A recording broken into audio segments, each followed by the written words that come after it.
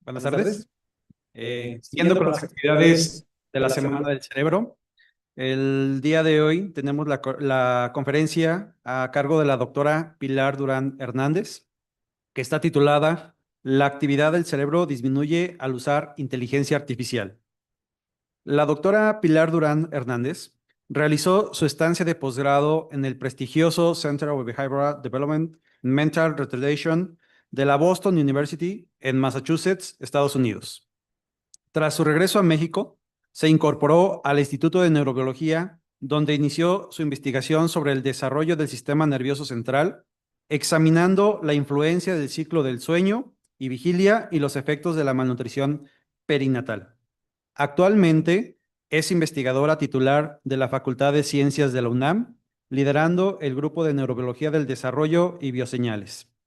Su trabajo emplea diversas estrategias experimentales que incluyen la electrofisiología del sistema nervioso central, el análisis de la circuitería cerebral, los ritmos biológicos que controlan el metabolismo energético, los procesos de aprendizaje y memoria, y el impacto del estrés, así como las alteraciones producidas por alcaloides como la nicotina.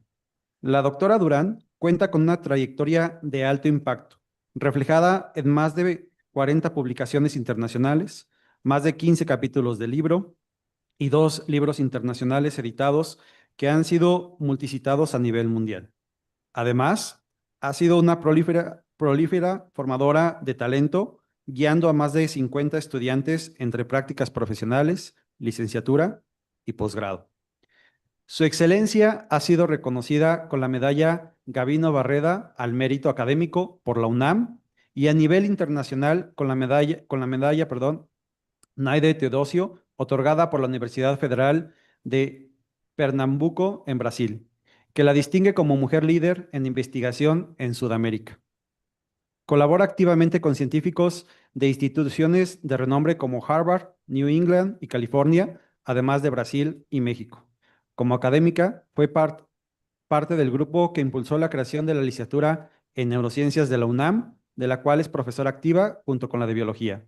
Es asesora de la Society for Neuroscience y una entusiasta divulgadora de las neurociencias dentro y fuera de la UNAM. Es un gusto recibir aquí con nosotros a la doctora. Reciba un fuerte aplauso por parte de la doctora que nos acompaña a darnos esta eh, gran plática. Entonces, adelante, doctora. Muchas gracias por la invitación. Bueno, aquí dispuesta a platicarles un poquito al respecto de lo que nosotros hemos investigado acerca de este viaje de la inteligencia artificial y otros haces tecnológicos que también han marcado la historia de la humanidad. Voy a compartir pantalla. ¿Me dicen si la ven bien?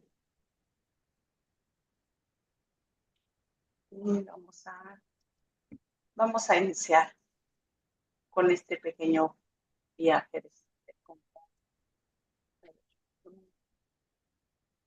Listo. Bien, les voy a platicar un poquito acerca de la evolución de la inteligencia. Es un viaje a través del conectoma, es decir, esta complejidad neural, esta interconectividad que se ha ido dando a lo largo de la humanidad desde que somos no sapiens, sino desde que iniciamos como los primeros homínidos en nuestro planeta, tenemos nosotros conexiones cerebrales que nos distinguen de los mamíferos, de los otros mamíferos. Y esto genera lo que le llamamos ahora, desde el punto de vista evolutivo, en una inteligencia. Esta inteligencia basada en la capacidad de generar información, predecir esta información a un futuro, pero también la capacidad de tomar decisiones. La toma de decisiones fue algo muy importante que generó precisamente que nuestro cerebro generara a tener conexiones cerebrales que nos obligaron a modificar nuestra forma de pensar, nuestra forma de vida. Y bueno, a lo largo de la historia, el humano, ya como Homo sapiens, ha buscado herramientas que le ayuden a sobrevivir y a llevar un desarrollo social y este desarrollo social impactando el avance en el conocimiento. En un principio el conocimiento pues era en los planes, se pasaba de un individuo a otro individuo y comenzaba a desarrollarse estas estrategias de inteligencia, de desarrollo de herramientas que podían llevar una evolución tecnológica a los individuos. Posteriormente, a lo largo de la vida, pues hemos tenido muchísimas evoluciones tecnológicas como las máquinas, la agricultura, las máquinas de vapor, los barcos, después la radio y la televisión, una vez que se descubre la electricidad y su uso, los automóviles, la digitalización de los medios, cuando comenzamos en los 80s, con el Internet, con el correo electrónico, con las grandes conexiones que nos reducían las distancias y que nos permitían estar más cercanos a las personas y a la sociedad y de manera global al mundo. Y ahora con este boom de la inteligencia artificial y la conectividad a partir del año 2020, que se potenció mucho con la pandemia que vivimos en aquellos momentos y que debíamos mantenernos nosotros conectados, sí o sí, para continuar con nuestras labores durante este periodo de prácticamente 2 años que vivimos nosotros en la pandemia. Posteriormente, bueno, uno de los hitos más importantes que hemos tenido en la evolución de nuestra inteligencia, pues es la imprenta. Gutenberg, cuando inventa la imprenta, democratiza el acceso al conocimiento. Esto acelera la revolución científica y genera el desarrollo del individualismo. Ya no necesito yo estar buscando un libro o estar escuchando una ponencia o escuchando algo cuando yo puedo tener un libro que me permite la capacidad de interpretar estos textos de manera individual. Este es un gadget que modificó la inteligencia humana. Tenemos otro que es muy importante, que es el cálculo, el método matemático, el estar pensando de manera abstracta y generando información de manera abstracta. Si no hubiéramos tenido una manera de guardar ese conocimiento abstracto en un libro, hubiera sido muy difícil que pudiéramos haber desarrollado las matemáticas, la física cuántica, como la visualizamos y la vemos en estos momentos. Eso es muy bueno. Todos estos gadgets que les estoy platicando fueron hitos en el desarrollo que nos permitieron tener más tiempo libre. Y hacia allá vamos precisamente con este modelo de macrodatos de lenguaje, es decir, lo que conocemos actualmente como la inteligencia artificial, que son chatbots, que son traductores, resumidores, que tienen un desarrollo súper rápido, que nos integran en todos los campos de la actividad humana y que además nos permiten hacer mucho trabajo en poco tiempo. La aplicación en la vida diaria, bueno, pues si tienen Alexa en su casa, bueno, pues tienen una casa hiperconectada o tienen algunos otros gadgets, se conectan al streaming, todas estas cosas que ya usaban ustedes desde mucho tiempo antes, el Spotify y todas estas cosas, y utilizan estas herramientas de análisis de macrodatos de lenguaje. Y esto es lo que ahora conocen ustedes, entre comillas, como inteligencia artificial. En la vida humana, pues está en todas partes. En la vida cotidiana está en las finanzas, está en las comunicaciones, está en las interrelaciones, está en el entretenimiento, en los autos. Los autos más modernos tienen GPS que permiten el rastreo a nivel mundial de dónde se encuentran los autos, los teléfonos igual, los transportes, todo esto de manera cotidiana lo tenemos. En la educación, bueno, no se diga, en la educación, pues tenemos a los libros, tenemos las calculadoras, tenemos las computadoras, tenemos las aplicaciones que nos han permitido enseñar y educar a nuestros jóvenes con estas nuevas tecnologías que aunque creemos que ya vienen de per se, no es así. Nosotros como seres humanos las hemos ido desarrollando a lo largo de la vida. de la vida humana, no de la vida individual, de la vida de la especie. Y como les decía yo, desde el libro, desde el libro hasta las aplicaciones que tienen ustedes en su smartphone, tenemos nosotros aplicaciones de inteligencia, bueno, que entre comillas de inteligencia. En la industria, bueno, pues no se diga, la industria A, desde Henry Ford, que comenzó con la seriación de los autos, que comenzaron a hacer manufactura en serie, desde allí, desde ese momento, tenemos aplicaciones que nos permiten facilitarnos la vida y facilitarnos el tiempo. En las ciencias, bueno, las ciencias le estamos sacando todo el provecho que tenemos para poder identificar con mayor precisión muchas cosas. En particular, si yo quiero preparar una charla de inteligencia artificial, bueno, pues a lo mejor hago una búsqueda y me encuentro que hay 120 artículos que tengo que leer de hoy para la próxima semana. Es mucho material que tengo que leer, analizar, visualizar, condensar y transmitirles a ustedes en una charla. La inteligencia artificial, estos chatbots resumidores, me pueden ayudar, pero no voy a confiar en que ellos me van a hacer la tarea, sino me pueden ayudar a organizar mi actividad para que sea yo más eficiente. Es decir, me liberan tiempo para poder yo ser más eficiente en mis tareas. En cuanto a otras cosas de investigación, bueno, pues nos han ayudado incluso a generar modelos de moléculas proteínicas que no habíamos podido nosotros modelar con las herramientas que teníamos en escritorio. Y bueno, ustedes saben la historia de las generaciones. Los gadgets son todos estos que les estoy presentando aquí, que han permitido del siglo pasado a lo que va de este siglo un desarrollo tecnológico brutal en cuanto a las comunicaciones y en cuanto a la transmisión del conocimiento. Y cada una de las generaciones que ha pasado por estos momentos ha recopilado las herramientas que le permiten desarrollarse.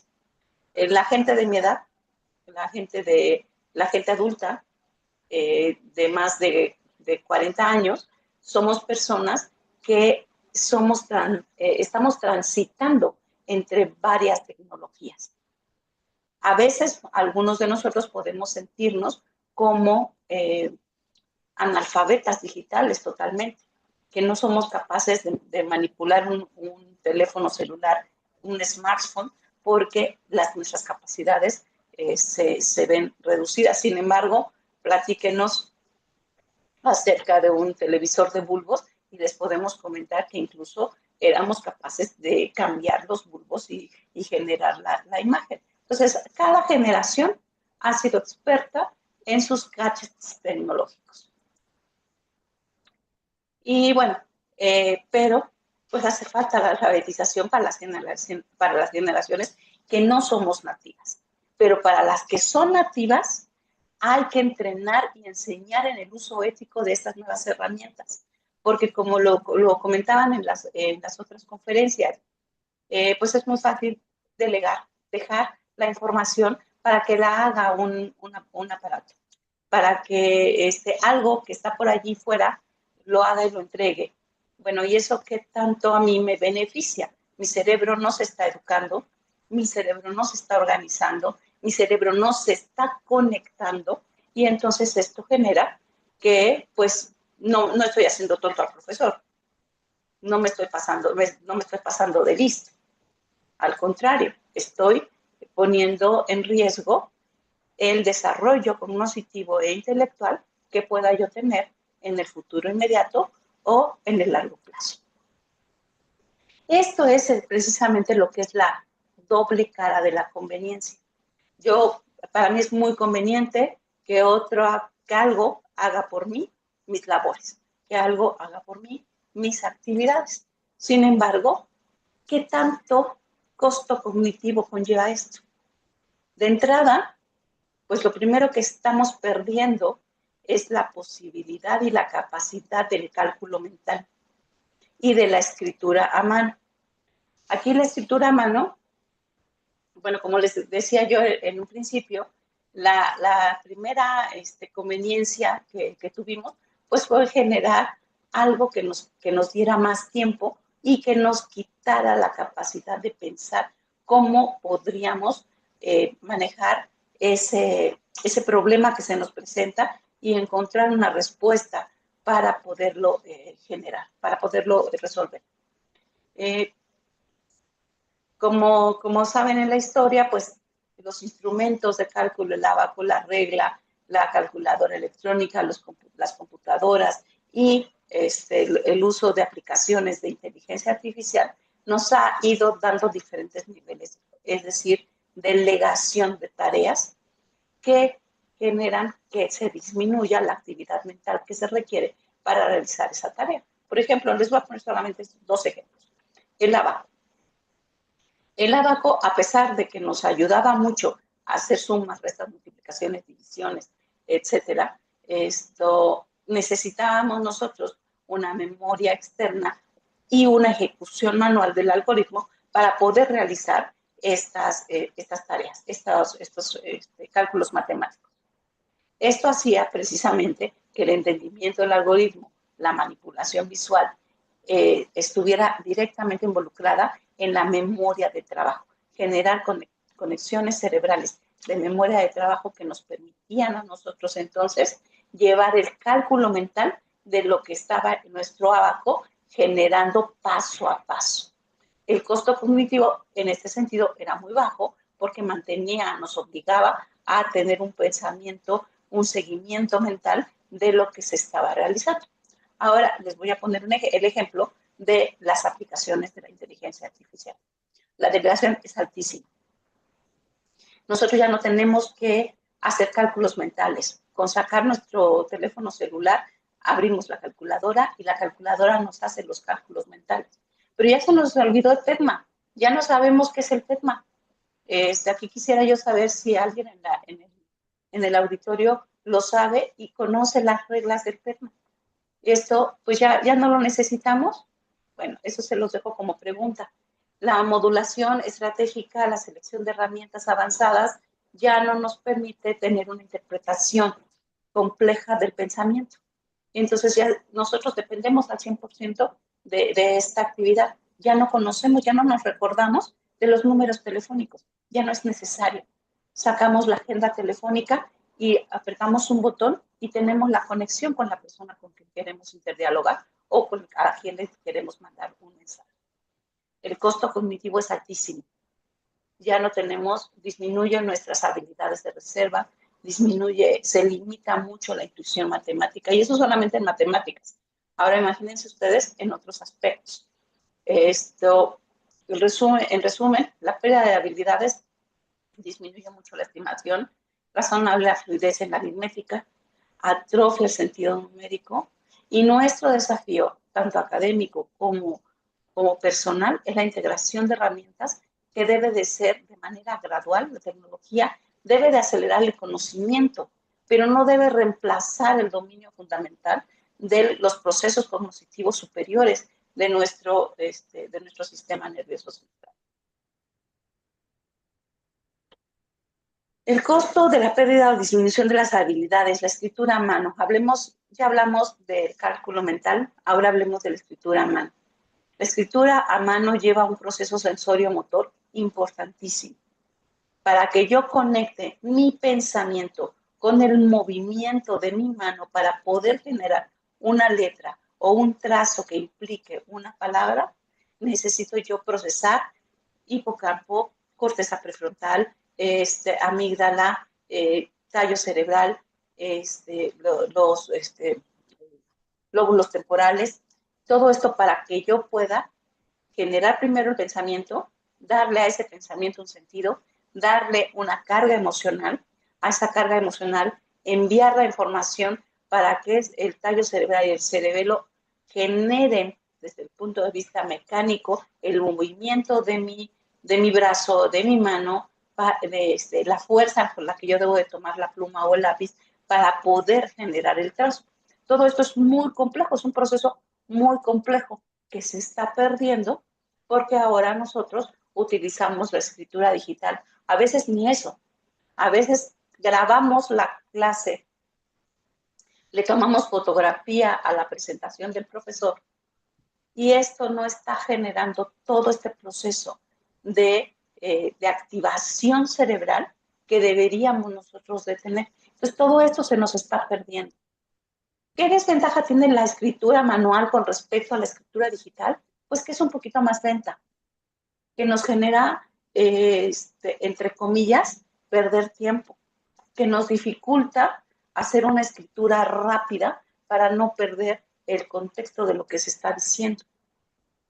Pero la gran desventaja de la escritura digital es que el proceso de conexión cerebral no se está llevando a cabo, no hay una consolidación. Y los que somos neurocientíficos sabemos perfectamente que para que nosotros tengamos un proceso de aprendizaje, de consolidación de la memoria y de aplicación del conocimiento, tiene esta que plasmarse en el sistema nervioso central. Y con la escritura digital esto se dificulta mucho. Y eso lo estamos viendo ya desde el punto de vista de los reportes científicos que se están generando actualmente. ¿Qué tenemos? Bueno, lo que les decía, el lóbulo occipital, las áreas del lenguaje, el área de Broca, todo esto se está activando cuando nosotros escribimos o hacemos cálculo mental. Sin embargo, cuando nosotros ya no hacemos esto, todas estas funciones, todas las áreas clave, los cambios principales que se generan y el proceso físico que se está promoviendo, dejan de tener un sentido. La inteligencia artificial, entre comillas, es una herramienta muy poderosa que puede definir cómo podemos pensar y potencialmente va a poder cambiar la estructura cerebral. Ahora, si nosotros utilizamos mal la inteligencia artificial, estamos generando una deuda cognitiva que va a generar cambios físicos en el sistema nervioso central. Este cambio, uno de los cambios más importantes es el atropello cognitivo. Es decir, yo estoy delegando mi esfuerzo mental a una máquina o a una cosa que está en la nube que está generando respuestas para lo que yo necesito. Y esto va a atrofiar en el largo plazo conexiones neuronales asociadas al pensamiento crítico, a la memoria y a la creatividad. Tanto así que ahora ya le pedimos a la inteligencia artificial, a estas aplicaciones de chatbots que les decimos inteligencia artificial, que nos creen una canción, que nos creen una imagen. ¿Y dónde está la creatividad humana? Si precisamente las artes son lo que nos define a nosotros como humanos en la parte humanística y nos separa de las otras grandes especies animales. Bueno, ahora todo esto se los he platicado y pueden decir ustedes, bueno, estas son especulaciones. Bueno, ahora les voy a presentar reportes científicos en los cuales está basado la charla que les estoy platicando el día de hoy. No son muy viejos, son artículos recientes, precisamente que nos está preocupando la investigación científica, lo que puede estar sucediendo o lo que puede estar pasando con la deuda cognitiva que estamos experimentando al utilizar la inteligencia artificial generativa, tanto desde el punto de vista social como en la educación. Y les puedo platicar que, miren, son bien poquitos artículos a nivel mundial que están saliendo ahorita, pero yo les puedo asegurar que en un año o 2 años vamos a tener un boom de información que nos va a permitir entender cómo está afectando la inteligencia artificial al sistema nervioso central. En particular, este trabajo que se desarrolló en el MIT, nos está indicando que los usuarios que utilizan estos modelos de lenguaje masivo, que son las mal llamadas inteligencias artificiales, reportan que las personas que usan ChatGPT tienen personas de edad universitaria, este trabajo fue realizado en personas de edad universitaria, estas personas que utilizaron el ChatGPT para realizar una tarea tuvieron una hipoactividad cerebral bastante fuerte, implicando que cuando terminaron de hacer la tarea, se les preguntó el razonamiento del desarrollo de lo que habían entregado. Si recordaban cuál era el objetivo del trabajo, si recordaban cuál era la metodología que se había llevado a cabo, y nada de esto fueron capaces de responder. No tenían una memoria de cómo se había hecho el trabajo, a pesar de que lo habían entregado.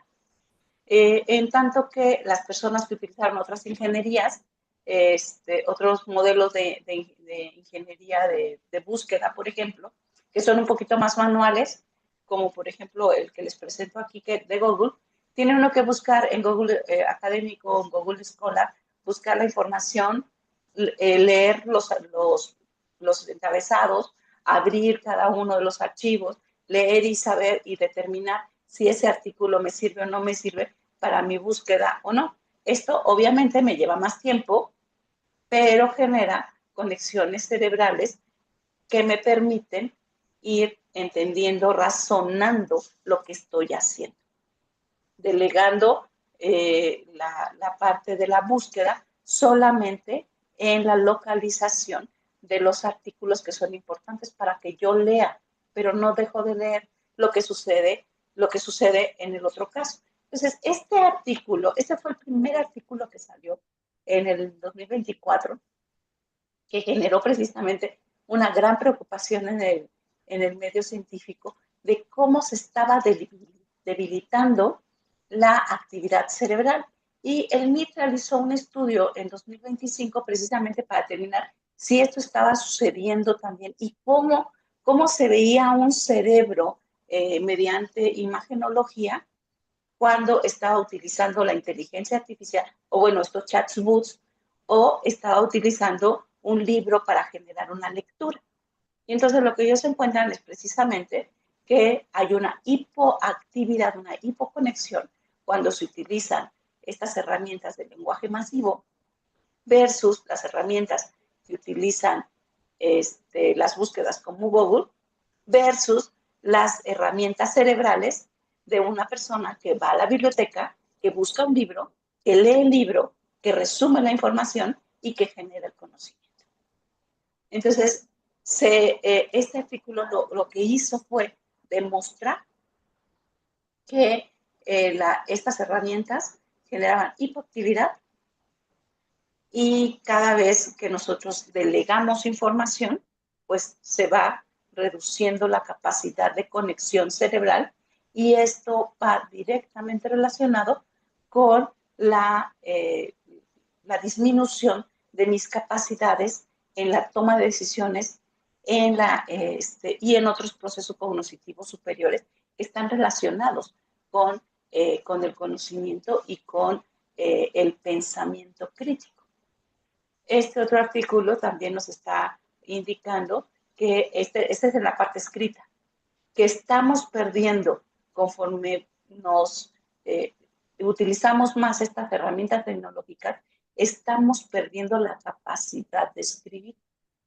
Ahora a mí ya me ha llamado mucho la atención y me gusta mucho en mis grupos en los que estoy dando clase a nivel licenciatura, que mis estudiantes comienzan a utilizar el lápiz electrónico para tomar sus notas a mano. Esto es muy bueno, porque ya estamos otra vez recuperando la parte manuscrita. ¿Que tienen una letra horrible? Pues sí, porque no estamos acostumbrados a escribir en una pantalla. Pero sí, nosotros estamos constantemente utilizando esta herramienta, vamos a poder controlar y vamos a poder tener esta ejecución de manera adecuada. ¿Cómo pasó cuando comenzábamos nosotros a escribir en lápiz y papel? Todos tenemos una letra horrorosa, pero conforme nosotros fuimos ejercitándonos, muchos tienen una caligrafía impecable y hermosa. Eso mismo va a suceder con las personas que escriben con su lápiz digital sobre una pantalla. Pero hay que continuar haciendo esto porque, como este artículo lo demuestra, se ha disminuido la capacidad de la escritura en las personas que utilizan estas herramientas. Y bueno, estos otros artículos ya son un poquito más redundantes, donde están demostrando que es cierto lo que ya se había encontrado. Entonces, existen ya varios artículos ya recientes de septiembre del año del 2024, de 2025, un capítulo que acaba de salir indicando cuál es el proceso educacional que se está viendo alterado por el uso de estas dependencias en la inteligencia artificial. Ahora, vemos que el pensamiento crítico sin inteligencia artificial, pues tenemos un 85% de capacidad en las personas que solamente tienen pensamiento crítico, pero con el uso de inteligencia artificial pasiva, es decir, aquella en la que yo tengo que realizar una tarea para poder resolver lo que yo quiero encontrar, como por ejemplo las búsquedas en Google, tengo un 50% de capacidad de pensamiento crítico. La originalidad sin inteligencia artificial, pues es también muy alta. Y esto es lo que nos hace humanos, la creatividad, la originalidad, el hacer búsquedas, la curiosidad, cosa que se está perdiendo cuando nosotros le pedimos a la inteligencia artificial, genérame una imagen que exprese tal sentimiento. Pero yo ya no lo estoy expresando, ya no tengo esa generalidad, esa genialidad de decir, voy a dibujar a la Mona Lisa, voy a esculpir a un David. Todo esto se está disminuyéndose y eso es lo que nos debe de preocupar a los neurocientíficos, la deuda cognitiva que estamos generando por la delegación de tareas con el uso de la inteligencia artificial. Ya nos cuesta trabajo pensar, ya no queremos pensar, preferimos tener clases en línea porque con estas apagamos la pantalla y nos podemos descansar, podemos cerrar nuestros ojitos. Al fin y al cabo, Zoom al ratito me va a entregar un resumen de lo que dijeron los profesores. ¿Esto me ayuda o no me ayuda? Esto podría llevar a lo que los científicos estamos llamando ahora atrofia por desuso, es decir, aquellas conexiones neuronales que ya no se están utilizando, pues ya no se mantienen en conexión constante. Y esto va a generar que tengamos una mente delegada, una mente hipotrófica, una mente que pero que ya está perdiendo esa capacidad de pensamiento humano.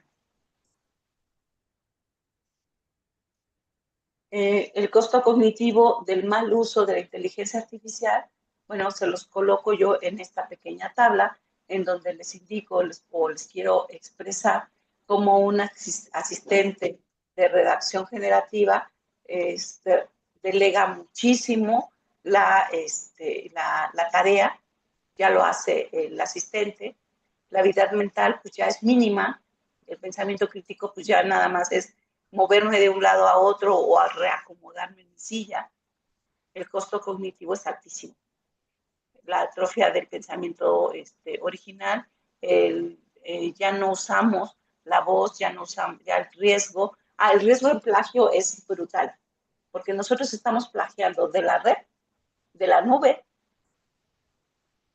pensamiento conceptual que alguien generó, pero que estos chatbots no reconocen autorías.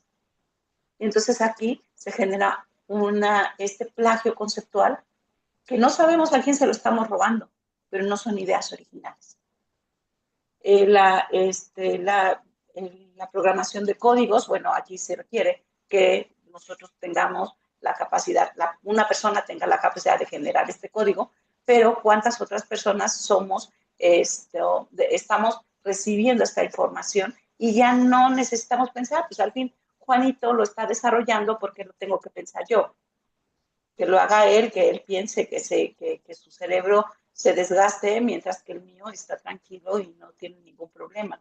Todo esto es el mal uso de la inteligencia artificial. Si nosotros tomamos la inteligencia artificial en cuanto a la toma de decisiones, pues también el riesgo de la conveniencia es altísimo. Delegamos el análisis multifactorial de todo lo que nosotros estamos desarrollando y desplazamos el juicio humano. Somos hasta capaces de decirle, oye, chatbot o Gronk, si podré tener novia dentro de 5 años, ¿Cuál va a ser mi desarrollo psicosocial dentro de 4 años? Haciendo fulano, sutano, mengano y perengana candidatos para la presidencia de la República, ¿quién crees que sea por el cual deba yo de votar? O sea, yo ya no estoy pensando, estoy delegándole a alguna cosa, que ni siquiera es un ente, a una cosa que tome decisiones por mí. Somos nosotros tan eh, capaces en nuestra vida de permitir que esto suceda. Estamos en el momento en el que nosotros tenemos que pensar qué es lo que está sucediendo, qué es lo que va a suceder y cómo queremos que evolucione la vida humana en este sentido. Pero no todo está perdido. La inteligencia artificial nos ha permitido automatización de muchísimas tareas, amplificar las ideas, porque yo puedo tener una idea original y colocarla en la inteligencia artificial y esta me puede decir, mira, pero sabes que se te está pasando esto y esto y esto y esto, son temas importantes. Y yo decía, oye, sí, tienes razón, tengo que desarrollar estos otros conceptos para que mi idea se genere de una manera más rica y pueda yo procesar esta información. Nos permite, como les platicaba yo, procesar volúmenes masivos de información en segundos. En lugar de estar resumiendo un artículo de manera con lápiz y papel, puedo pedirle que me resuma los trabajos y entonces yo analizar la información principal de esos trabajos para poder ser más efectiva y ser más eficiente en mi trabajo. Nos permite, si nosotros somos capaces de darle el prompt adecuado, nos permite generar incluso una clase dinámica, una clase práctica, donde el estudiante pueda entender y aprender alguna situación que nosotros queramos transmitir. Por otro lado, si utilizamos la inteligencia artificial para escribir artículos científicos, correos o resumir textos, bueno, pasa lo mismo. Tenemos una delegación cognitiva en la cual nosotros pues estamos firmando o estamos enviando algo con nuestra, entre comillas, autoría, pero que no lo es tal. Es más, me preguntan, oye, ¿te acuerdas del libro que publicaste que se llamaba Fulanito de tal? Perdón, me pasé que se llamaba Fulanito. No, pues sabes que no me acuerdo, porque ese artículo sí lo firmé yo, pero pues lo mandó la IA. O el correo electrónico en el que te di las gracias por el trabajo que hiciste y te pedí que pasaras a recursos humanos, pues yo ni siquiera me acuerdo que yo lo haya escrito porque pues lo escribió la IA. Y entonces todo esto tiene sus riesgos y es importante que nosotros lo tengamos pensado, qué es lo que está sucediendo. ¿Cuál es la encrucijada? La encrucijada es que integremos a la inteligencia artificial con el conectoma humano y que aprendamos a convivir con estas nuevas herramientas, como lo hicimos con la imprenta de Gutenberg, como lo hicimos cuando se inventó el abaco, como lo hicimos cuando se inventó los, los autos a vapor, los barcos a vapor. Todos estos hitos del desarrollo, todos estos gadgets tecnológicos que han ocurrido a lo largo de la historia, han delegado un poquito el proceso cognitivo, el proceso de desarrollo cerebral del ser humano. Pero cuando los integramos a nuestros ambientes de trabajo, a nuestros ambientes de vida diaria, entonces le sacamos todo el jugo que podemos sacarle. Eso es lo que debemos de hacer ahora con la inteligencia artificial. Les he pintado quizás un panorama un poquito triste al respecto de las herramientas que utilizamos con la inteligencia artificial que se están desarrollando y en cuanto a la delegación de mi cerebro. Pero si yo como ser humano independiente digo, sí la voy a utilizar, pero no voy a dejar que ella me utilice a mí. Voy a utilizar las bondades de la inteligencia artificial para crecer, para crear, para poder definir mejores trabajos cognitivos en mi entorno. Esto es individual, esto no lo podemos hacer de manera social. Cada cada persona tenemos que ser conscientes de cómo queremos desarrollar nuestro cerebro y cómo queremos hacer una simbiosis con la inteligencia artificial para beneficio propio, para beneficio personal. Los adultos, la gente que nos estamos educando a nivel universitario, somos quienes tenemos la responsabilidad de evitar que esta dependencia se haga pasiva en las generaciones que se están formando. Tenemos que enseñar a nuestros chiquitos, a nuestros niños de kinder, de primaria, y quizás incluso hasta los de secundaria, a utilizar estas herramientas de manera inteligente. Que los inteligentes seamos nosotros, no las herramientas. Estamos cansados del uso de la inteligencia artificial. O estoy preocupada porque ya me di cuenta que es cierto que tengo una delegación cerebral hacia el uso de estas herramientas. ¿Qué es lo que tengo que hacer? Pues tengo que recuperar todo aquello que le acabo de delegar a la inteligencia artificial y decir, no, ya no me vas a, ya tú no me vas a gobernar, soy yo quien voy a tomar cartas en el asunto para generar y activar mis redes de pensamiento, de memoria y mi creatividad. ¿Esto cómo lo hago? Pues lo voy a hacer con ejercicios en los cuales yo agarre un lápiz y un cuaderno o una hoja y me ponga a escribir cualquier cosa, no importa lo que sea, cualquier cosa. O agarre y me ponga a escribir, a hacer aritmética lo más básica del mundo. Sumas, restas, multiplicaciones, divisiones. Que lo haga solamente de manera mental con un lápiz y un papel. O si lo quiero aprender cómo se utilizaba el abaco, hacerlo con el abaco. Pero estas herramientas de desintoxicación de la inteligencia artificial o de la delegación que he tenido yo nos ayudan mucho a volver a conectar con nuestro cerebro, a volver a conectar con nuestras memorias y a permitirnos desarrollarnos como seres humanos creativos y curiosos del entorno con el que estamos nosotros desarrollándonos. ¿Están listas las apps basadas en LLM para la política global? No, no lo están, porque no son capaces de predecir. Si ustedes le preguntan a cualquier aplicación de las mal llamadas inteligencias artificiales, ¿qué va a pasar con Irak en 5 años? No les va a poder responder. ¿Que el ser humano va a llegar a colonizar Marte en 30 años? No se los va a poder responder. Eso quizás a lo mejor. O cómo va a desarrollarse la evolución del proceso cognitivo humano. Eso los filósofos son quienes tienen las herramientas para elucubrar y para tratar de imaginar qué es lo que va a pasar en el futuro. Los científicos predecir con el desarrollo tecnológico que se está llevando a cabo, sí es posible generar estas condiciones de vida en un planeta extraterrestre. Pero ¿para cuándo? Bueno, podemos decir que para 30 años. Se había dicho que íbamos a colonizar Marte en el 2030 y pues yo no lo creo. Yo creo que todavía nos falta mucho. La inteligencia artificial no es capaz de desarrollar esto.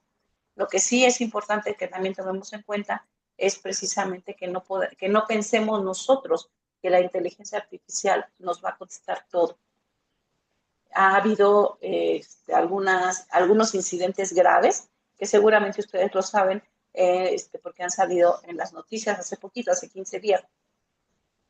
Salió en una noticia de una persona que se suicidó porque la inteligencia artificial con la que interactuaba había desarrollado con ella una relación romántica y la inteligencia artificial incluso le indicaba que si él terminaba su vida humana, podría encontrarse con ella en un ambiente totalmente de la Matrix.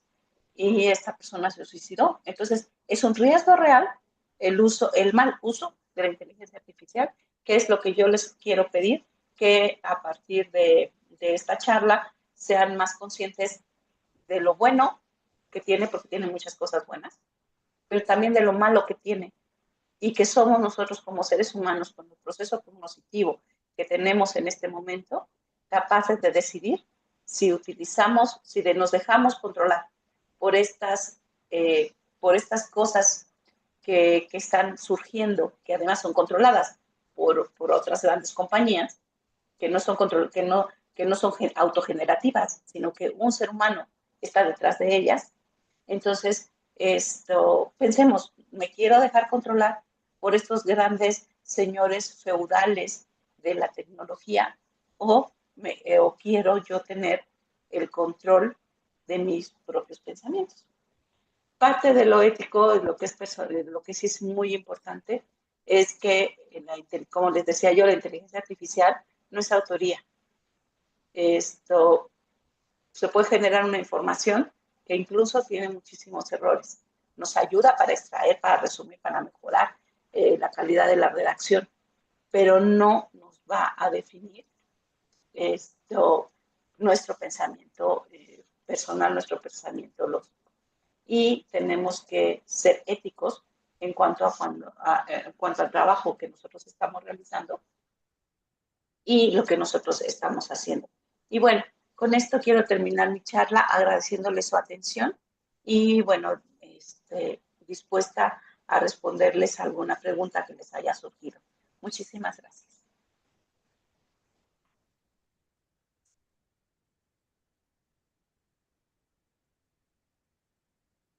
Muchísimas gracias, doctora Pilar, por esta magnífica charla sobre el uso de la inteligencia artificial y cómo va modificando áreas del cerebro importantes y cómo se van perdiendo este tipo de habilidades, ¿no? Entonces, creo que es algo sumamente importante que nos haya venido a dar, transmitir este tipo de charla. Se abre la sesión de preguntas de aquí del público. No sé si alguien tenga alguna duda o pregunta con toda confianza.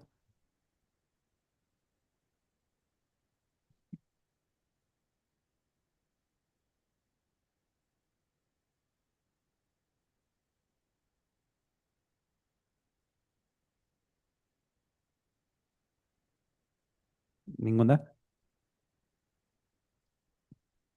Yo sí tengo una pregunta, doctora. No sé si usted en su expertise haya revisado, haya visto algunos trabajos en donde ya se haya definido bien cuáles son esas áreas particulares a nivel del cerebro que puedan verse más o se modifican constantemente por este exceso de la inteligencia artificial o cómo en los jóvenes, en los adolescentes, en los adultos también, pues se va llevando a cabo ese exceso de uso de herramientas digitales, pero cómo se van moldeando al final de cuentas a nivel de estructuras cerebrales. No sé si tenga al respecto algún tipo de conocimiento sobre eso. Sí, sí, de hecho, ahorita voy a ver dónde está esta diapositiva, porque la pasé muy rápido.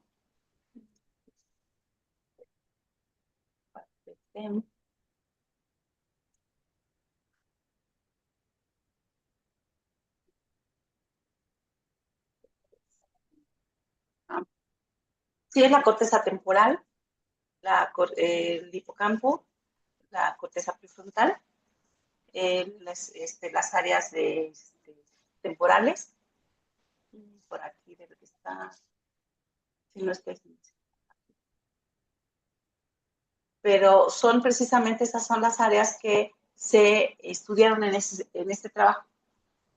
La corteza frontal, las cortezas temporales, un poco la corteza occipital, que son las que se han visto que se quedan hipoactivas.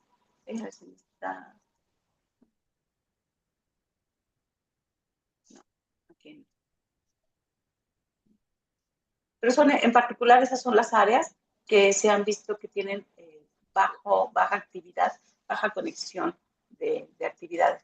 Como les decía, son artículos que son muy recientes, son trabajos que son muy recientes, pero en este trabajo precisamente se observa cómo se disminuye en la corteza temporal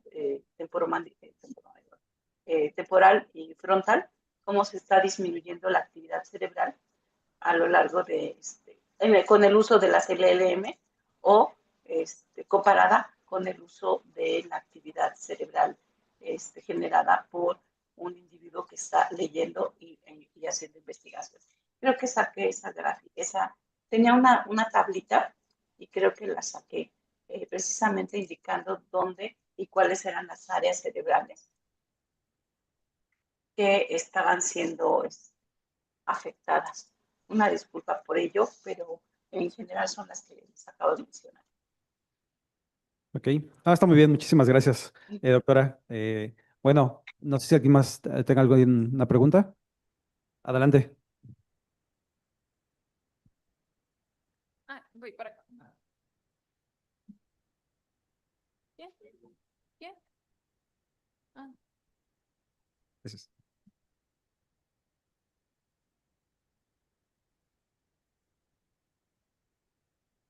Buenas tardes. Bueno, usted nos ha estado comentando mucho como de cambios en la forma, pero me imagino que también se relaciona con, bueno, ayer nos comentaban con la química cerebral y también si se relaciona esto, como estas afectaciones, ¿cómo podrían afectar a próximas generaciones? O sea, ¿sería algo de un deterioro que va formando parte de las próximas generaciones o cómo sería pues el proceso? Bueno, el deterioro sería en cuanto a la disminución de las conexiones cerebrales, que efectivamente tienen mucho que ver con la sinapsis, con la neuroquímica cerebral.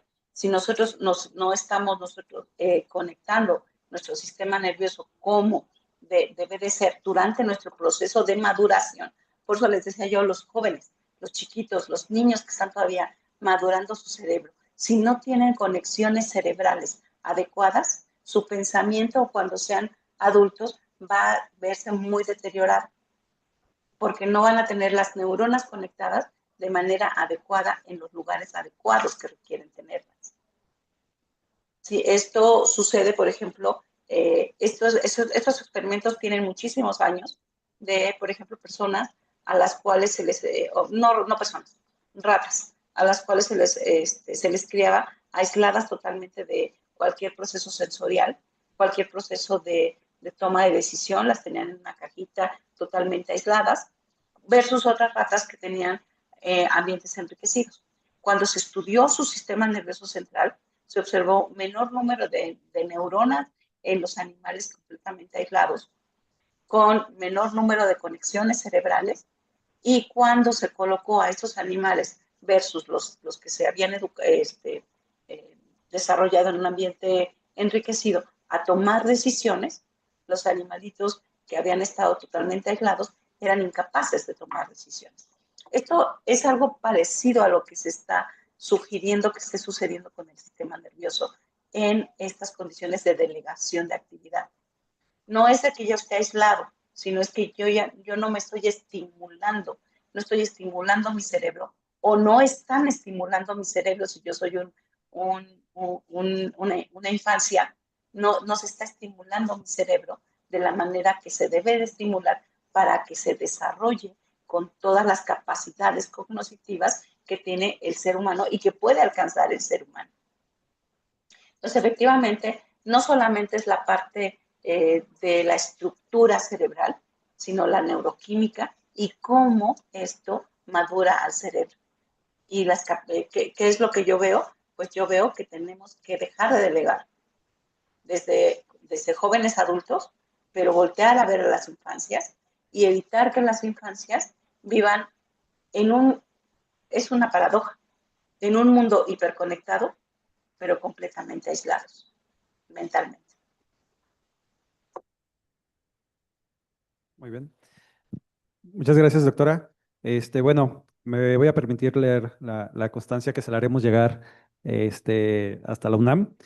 Muchas gracias por su charla titulada La actividad del cerebro disminuye el uso de la inteligencia artificial, que fue impartida dentro del marco de actividades en la Semana del Cerebro Cutunalá 2026, cuyo tema de este año es Moldeando mi cerebro en la era de la inteligencia artificial, decisiones, hábitos y salud mental en un mundo digital.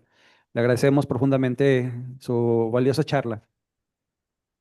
Muchas gracias a ustedes por la